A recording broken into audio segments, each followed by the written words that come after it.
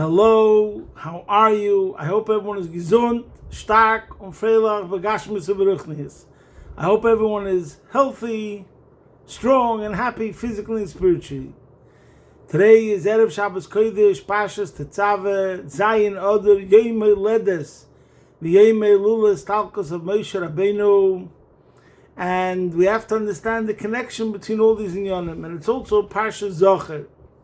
So as usual, since the war started, we had tzedakah. We're giving tzedakah, gdeilah tzedakah, shemakareves sagula, Mashiach. Now, we're also going to say a pasuk from davening, which is connected to today's Zayin Adar, and the impact of Moshe Rabbeinu till this very day. In general, we say Torah tziva lonu Moshe meirasha kilas Yaakov. The first pasuk that every child knows is that the Torah which is commanded to us from Moshe is the one that we keep and we adhere to, and we always call it Torah Tziva Lanu Moshe. We also say Zichru Torahs Moshe Avdi, and we also say every day in Oz Yosher Moshe Uvnei Yisrael Hashira Azois Lashem V'Yemel Leimer Hashira Lashem Ki Goy Goy Susvarech V'Yom V'Yom. So we see the impact of Moshe Rabbeinu, that he still influences till this very day, every single time we learn Torah. And also we have the passage that right precedes Oz Yosher, which is Vayari Yisrael Es Yodak Dela Asher Osa Hashem B'Mitzrayim Vayiro Mes Hashem Vayaminu B'Hashem Uva Moshe Avdi. Now, in this week's Parsha, which is an interesting point to bring out, we speak about the mitzvah straight away in Parshat Tetzaveh. Parshat Tetzaveh, by the way, first we have Parshat Truma, which speaks about the utensils that we use in the Mishkan. Like it speaks about the shulchan, the table. We spoke about that last week.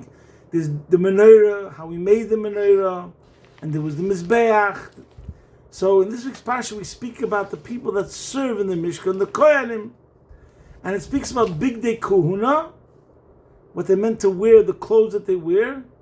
But one of the main jobs of the Kohanim is to kindle the menorah. This menorah that we discussed on last week's Parsha, how it was made, in this week's Parsha, it discusses the mitzvah of kindling the menorah. The first pasuk speaks about Va'ata Tetzaveh b'nei Yisrael. Hashem tells Moshe, you shall command the Yidden, V'yichoi lecha shemen zayizach, and they will obtain for you clear olive oil, kosas lamoir, pressed for lighting, lalis ner tomid, to light up the lamp regularly. So what's unusual is that even though this is a mitzvah for the Kohanim, it starts with Hashem telling Moshe, Ve'ata Tetzaveh, V'yichoi lecha, and they bring to him this shemen zayizach, this pressed oil. And the next pasuk says, "Ba'oyel moed mechutz lapareches asher lo edus yarechu say Aaron uvonov me'erev ad boiker. Aaron or his sons shall set up the lamp in the tent of meeting outside the partition that is next to the ark of the testimony, so that it burns from evening until morning." So here we have the mitzvah of kindling the menorah. So what we're going to discuss today is a phenomenal letter of the Rebbe that was written in 1947, and it's printed in Likutei Sichos, Chelik Yud, page 293. See there, it's such a phenomenal letter, because I believe if you follow this letter, it's the manual exactly of what the Rebbe wants from every single Yid. How to be an influencer successfully. And it talks about a certain paradox which is so phenomenal, so astonishing. The concept of, and I believe the Rebbe was the one who spoke about this concept more than any other Jewish leader, on the one hand humility, but on the other hand being a powerful, solid person, leadership qualities.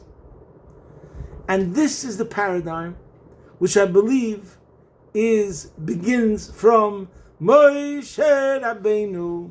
So let's get straight to the issue of the letter. This was a letter that the Rebbe wrote in Chav Kislev, Tov Shin Ches, And it talks about why is it that Chanukah, the main miracle, is the miracle of the oil. This is a famous discussion about how there was the miracles of victory in war. That's one miracle, one set of miracles, the military victory in Chanukah. And then there was the miracle connected to the oil, that the small flask of oil that was there for one day lasted for 8 days. So the question is, why Chanukah, we make such a big deal about this miracle of the oil? And here the Rebbe writes a letter speaking about the paradoxical qualities and characteristics of oil, and how this is a lesson to every single person. And the message is, be like oil. Every Jew has to be like oil that has these two paradoxical characteristics, and that is what every single Jew is supposed to reflect in the service of Hashem. So the Rebbe writes, and I'm going to read some of the words from the inside, but we'll discuss it outside. Matzinu b'shemen tchunos havcheis. We find concerning oil two paradoxical characteristics. Number one, nasa yidei k'tisha ubitush dafka. As the pasuk says in the beginning, in the first pasuk of Tetzaveh, kosis lamoyer. How do we get to oil? We squeeze the olive. We crush the olive. We have to press the olive. And that shows an anova, humility. Also, olive is mefafea b'chol dover. It penetrates everything. It reaches everything. It connects with everything. Those are the two characteristics on one side that are, each one is totally zebazeh. Because it has humility, therefore it relates and connects with everything. And it connects on the deepest level. Mefafea b'chol davar means it saturates everything. Like when your fingers come in contact with oil, they become oily. If you get an oil stain, it's the hardest to cleanse, to clean. Then, the Rebbe says, on the other hand, oil does not mix and mingle with other liquids. When you put oil into a barrel of other liquids, it doesn't become one, it doesn't merge, it doesn't unite with the other liquids, it remains apart. It shows on a separation, an exaltedness. Before, when the Rebbe said mefafea b'chol davar, it penetrates everything, it says mashamoyer al kiruv b'chol davar, it shows how it's close to everything. And then he says not only that it's not mixed, doesn't mix with the other liquid, but oilo l'mayla mikol mashkin, it remains above it. So this is the point. Listen closely, my friends. This is the point of every single Jew, who the Rebbe in general viewed himself as a shliach of Hashem, obviously, and a shliach of his father-in-law, the previous Rebbe. Here we have the shliach paradigm. And what does it mean to be a true service of Hashem, and to be able to go into any environment and to any surroundings and still not get influenced and impacted by his surroundings, but on the contrary, have an influence on the surroundings. You are the mashpia, you are the light. You bring light to every single environment, any environment, even a hostile environment. And yet, the net result of it is not only you didn't become lower, but on the contrary, you still rise above it all. You remain true to who you are, and even more so, this brings you to higher levels. So, let's start with the first thing, kosis. How does oil come about? You have to crush it. You have to squeeze it. This is something we've spoken about many times. I think humility is the most underrated virtue. And no matter how much we discuss it, it's not enough.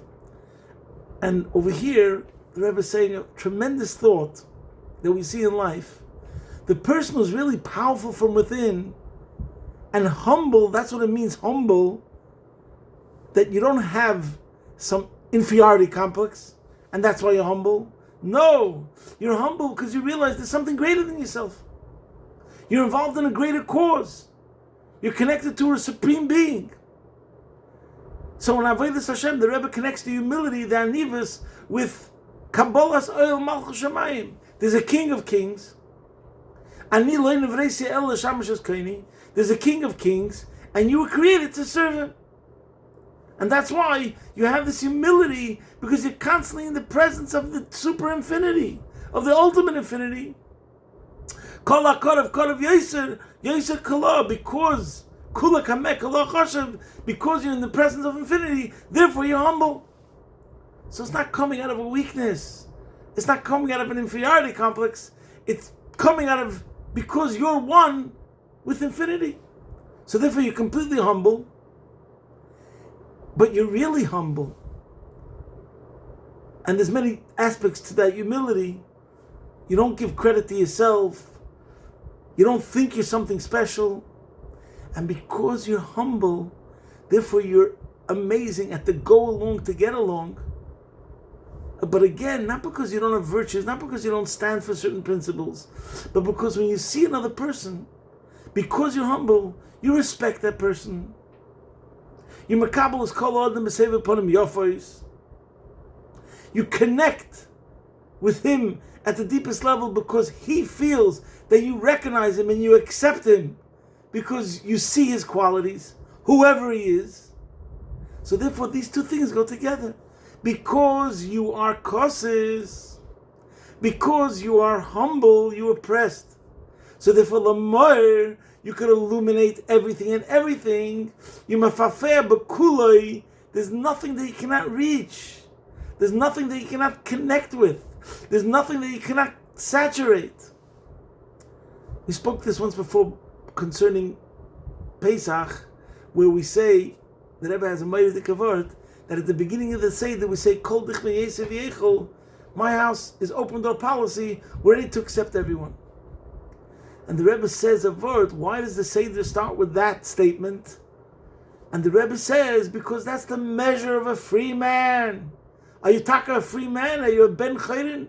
What does it mean to be a free man? You're not a blue state, you're not a red state. You're the United States.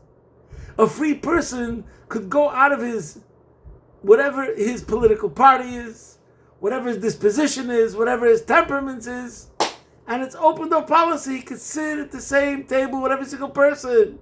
Why? Because since, like we said over here, it's kosses, because it's humble, anivus, so therefore it's mafeh feya b'chol dover.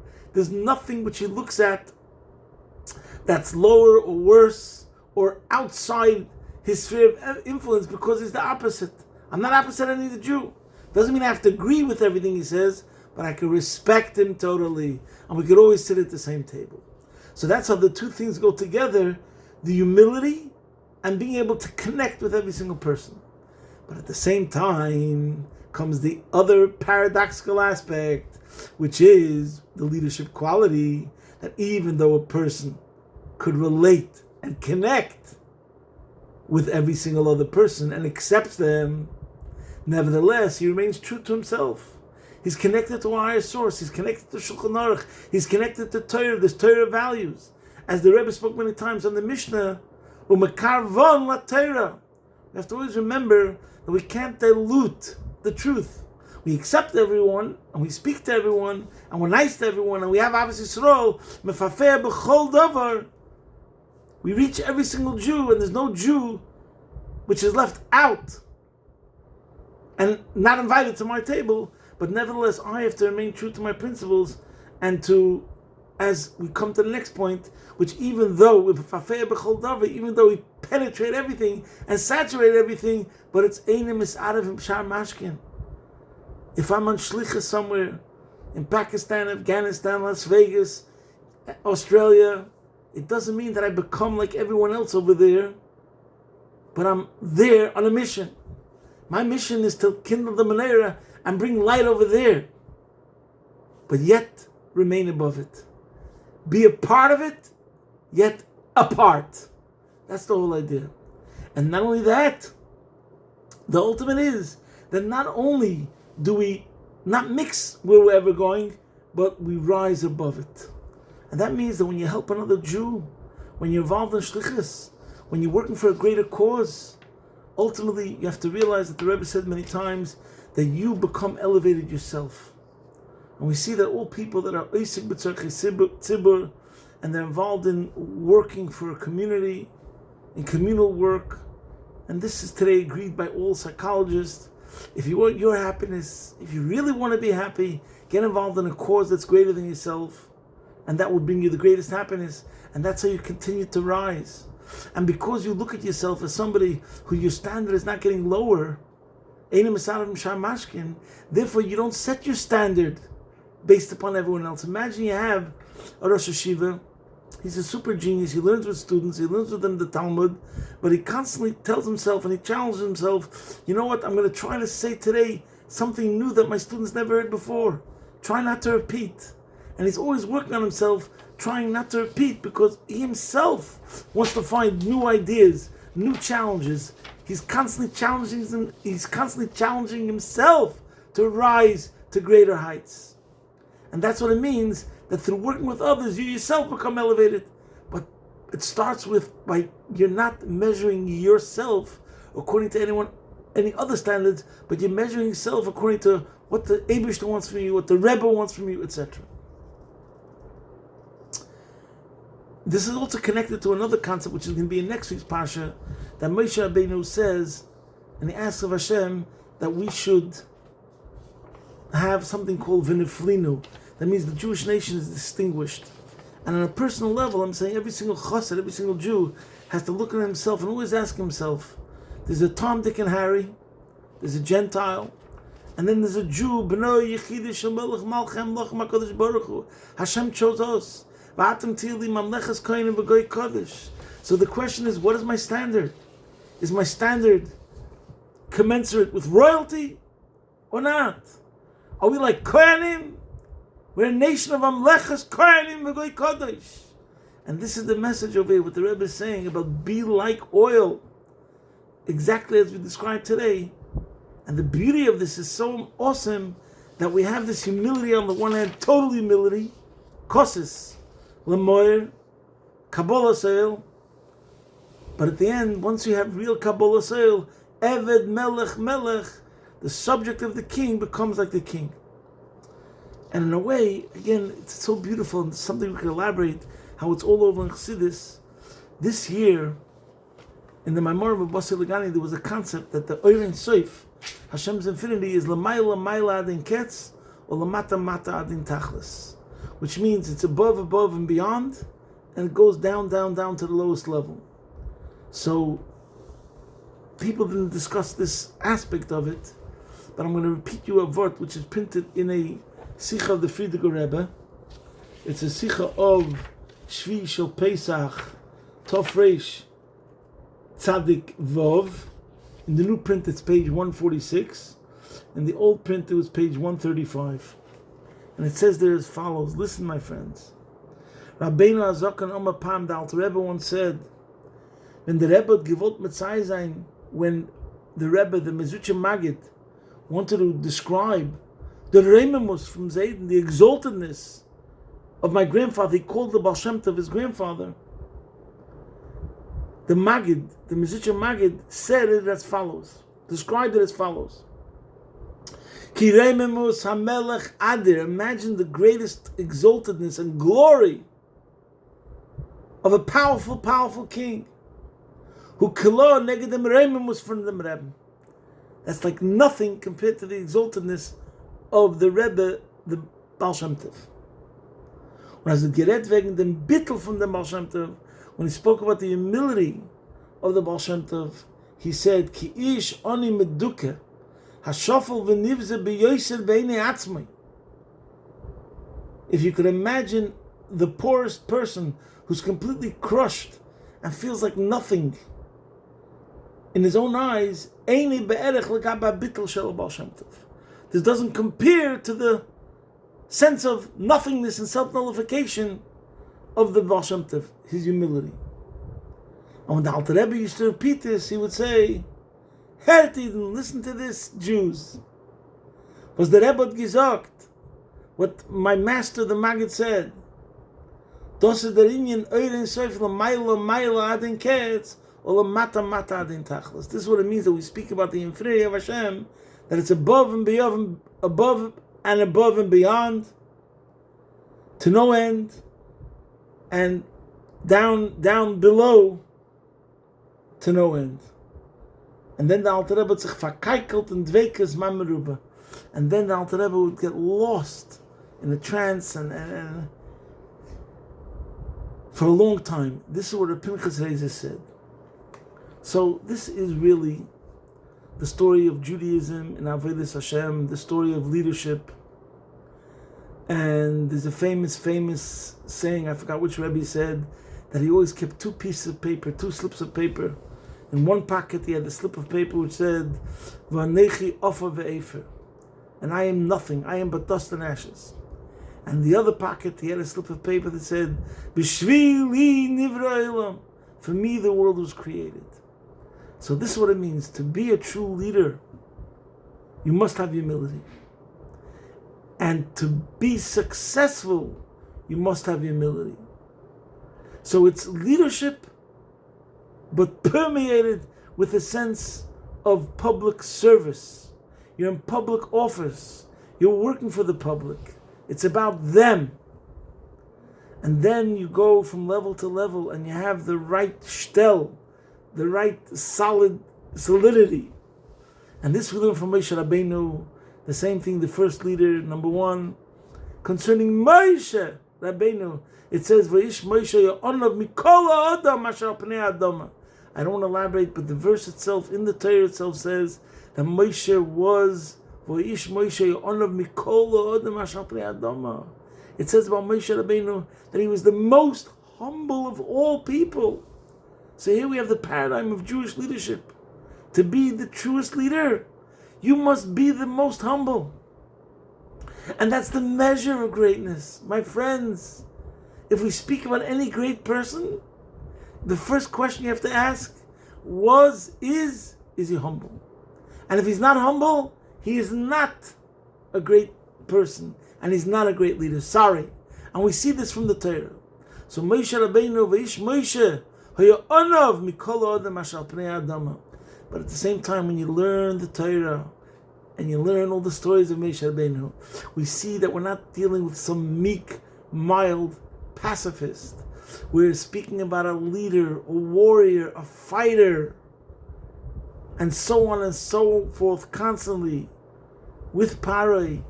And in this week's Parshas Zocher, the same thing with Amalek. He's the one that chooses the Anshe Moshe, and he leads his people with his hands in the sky, towards the sky, connecting, the conduit that connects with the Eibishter. And this is what we have to think about in Zion Oder, that we have to be connected to the Moshe who has both the perfect balance of the Reimamus and the Kiruv, the perfect balance of the exaltedness and the closeness at the same time. We have to go on Moshe Rabbeinu's ways. When we connect ourselves to Moshe Rabbeinu, then we have also these two paradoxical temperaments, that we're completely humble, but at the same time we're completely powerful, because Eved Melech, Moshe Rabbeinu is a Melech. So the Eibishter should help, that we should go on the drachim of Moshe Rabbeinu, and then we'll be able to eradicate every single Amalek, the Amalek from within, which causes all sorts of problems, that we have doubts, and it cools down the passion and tells us, don't get excited about Yiddishkeit, don't get excited about a mitzvah. So with the power of being connected to Moshe Rabbeinu, we can deal with our inner Amalek, and will also help us deal with the physical Amaleks that exist in these times, to bring us to a complete victory. Am Yisrael Chai, and it should be the Dan Notzach, Begula Amitis Vashlema, take it from Yad Mamish. And this is what the mitzvah of kindling the menorah is, and why it's so important to have this concept of oil, that once every single one of us will be like oil, then the success in whatever we're trying to accomplish will be to no end. Good Shabbos, posting from the Rebbe Shchuna. Good Shabbos.